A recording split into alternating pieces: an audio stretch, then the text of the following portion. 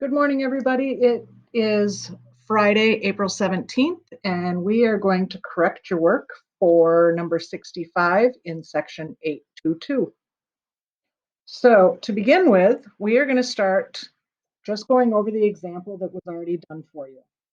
If we take 4 to the third and we write it out in factored form, we're going to multiply 4 by itself 3 times. 4 to the second is multiplied by itself twice.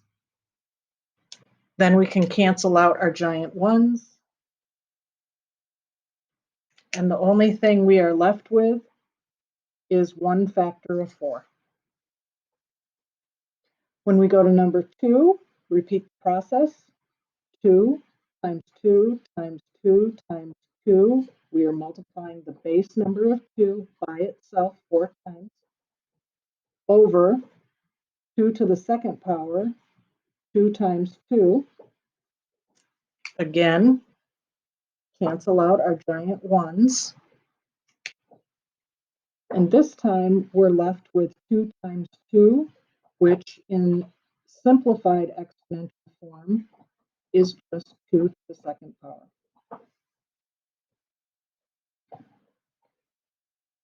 The next example is slightly different. We have 3 to the fourth power, so we write 3 times itself 4 times, over 3 to the fifth power, 1, 2, 3, 4, 5.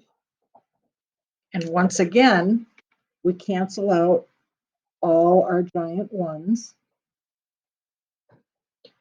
But in this case, we are left with 1 factor of 3 that is in the denominator. It needs to stay in the denominator. If we look at all these giant ones, this is like saying 1 times 1 times 1 times 1. That's just equal to 1. So our final answer is 1/3. Process is exactly the same for variables. Y to the seventh, we write y 7 times over y to the fourth, y times itself 4 times.